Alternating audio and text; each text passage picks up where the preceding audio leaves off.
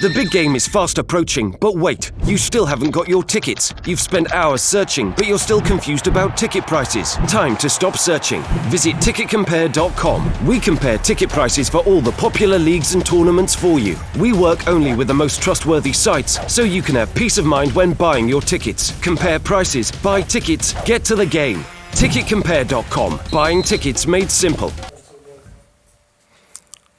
I think it's just that feeling of, when I was a kid, just watching it on TV, and I don't think at that age you would ever think, you'd be where those guys were playing, in a World Cup, which for me I think is the pinnacle of football, international stage, the biggest tournament. So for me, looking back from when I was a kid to be playing in it now is amazing. Which World Cup would that have been you can remember first, and which players do you particularly remember? I remember watching, the 2010 properly. You guys have probably watched a lot more World Cups, but 2010 properly, and it was so big. The occasion and the build up to every game, and it just excites me. Where would you watch those matches? Would you watch it at home? Yeah, watching at home, my dad and my family sitting around the TV, and I remember the England games. Everyone used to get their England flags out in their houses, and the street used to be filled up with flags. So you get a feeling of the support and the love for the World Cup. As one of the least experienced members of the squad, have you set yourself any personal targets in terms of game time? I mean, would you be disappointed if you didn't start the first game, get on the bench? Not at all. I think we need to stick together. Whether whoever starts and whoever doesn't, I think we all need to be as one and support each other, because I think if we have people who are disappointed that they didn't start and they're not back in the team, then there's a problem there. So, and I don't think we do have that in the team. I think we're all backing each other and supporting each other, whoever the first 11 is. We were laughing about 2010 because it makes us feel old, makes you. But one of the issues in 2010 for England was it was a long stint out there, going there early, and the camp was quite isolated, and there was talk of a lot of players not particularly enjoying that camp. What challenges do you think you will have? Have you thought about how long you're going to be away for, how you're going to occupy your time? What challenges do you think that poses for a player, a young player, being away for so long? I think I'm used to it. I think the boys are used to it. I've been away with England for some tournaments where you got loads of downtime to do what you want, and I think nowadays, didn't have it back in the day where we have Netflix, all these series to watch, and PlayStation. So we take that time up just to relax and recover when we need to. But I think that's not a problem for us. Ruben, you've been at Chelsea for such a long time. What's the one single biggest thing that stops academy players crossing the road and establishing themselves as first team footballers at Chelsea? That's a good question. I think, I was obviously at Chelsea for a while, and I progressed quite quickly, up until obviously I got to the first team, and it was different because I was used to playing every game of every minute of every game, and when you get to the first team, the step up is massive. There's world-class players, in front of you, and I think that step up is very difficult, especially at a big club like Chelsea. No matter how talented you are, and I think experience plays a big role as well at the top level. So I understand fully that it's difficult at these big clubs. Is it intimidating? I don't know when you first trained with the first team and who would have been there at that particular point, but when you walked down to the training pitches for the first time to train with them, were you daunted at all? Were you in awe of those players? I was in awe, definitely. I remember Drogba being there my first session, and it was like that. I was so young, and it's that surreal feeling, Like I said, watching someone on TV who scores amazing goals and stuff, and I was so young, but you get that nervous feeling is normal, but I was just excited to play, to train well.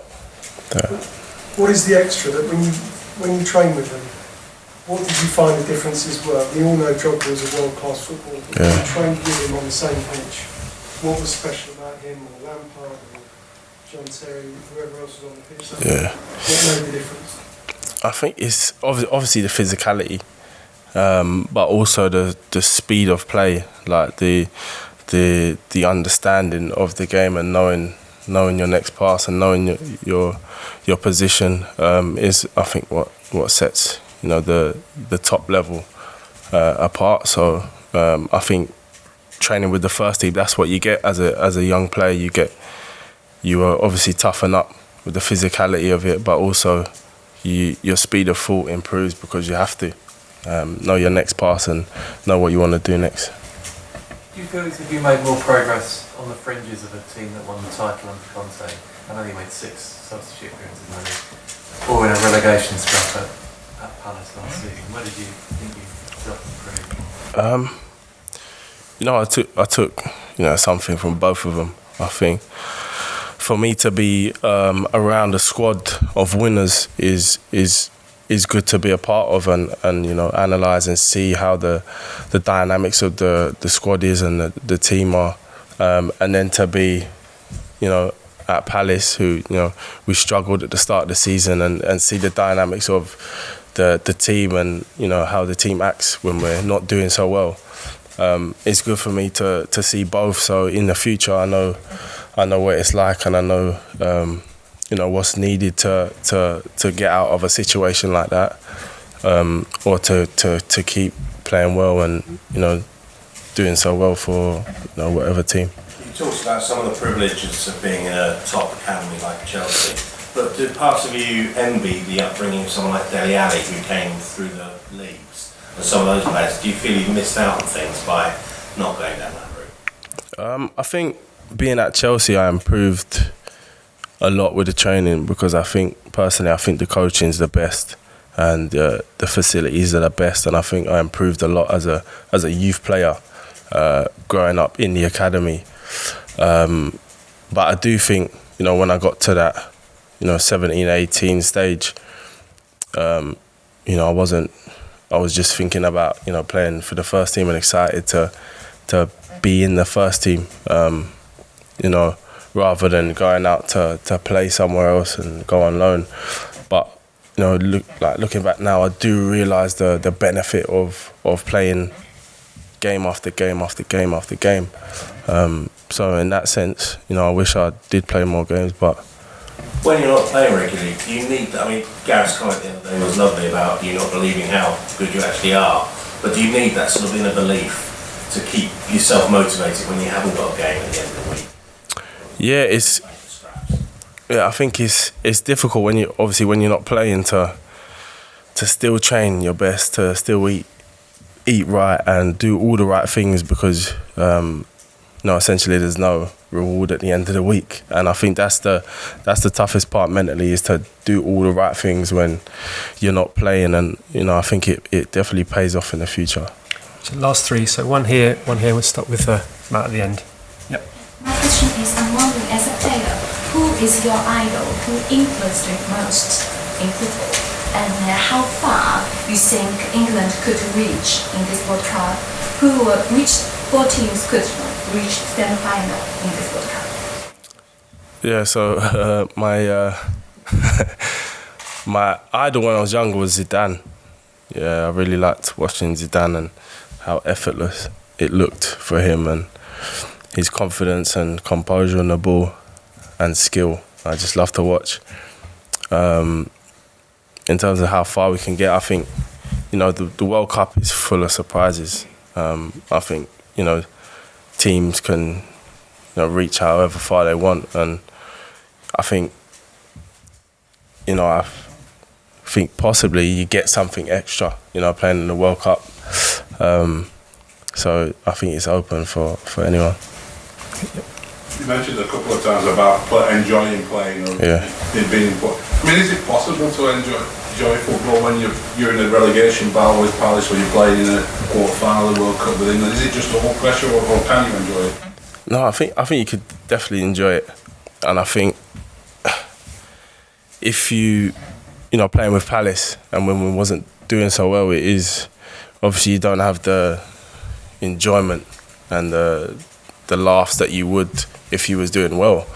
But I think it's important just to embrace the moment and, you know, try and enjoy as much as you can, because your best football comes from, you know, when you're enjoying it. And if you're thinking about the pressure and, you know, what's on the outside, it's going to affect your game on the pitch. Okay. Last question. Gareth said last week that such is the camaraderie in this squad that it's almost a case of you being getting on too well and being too nice to each other. Like, Ruben, between now and the start of the World Cup, how much have you got to not show the more established midfielders too much deference and actually try and get in that team? You know, how much competition is there going to be when you're out training to get in that team, to get one of those two-person midfielders? No, I think the training has to be sharp and has to be, you know, like you're playing for a position. I think that's normal in any club, anywhere. I think that's what makes training good, and that's how you get the best out of the training. But I think, you know, from my experience of, you know, winning stuff, I know at youth level, but the teams we had were so close. Like we was like a family, and I think that helped so much on the pitch.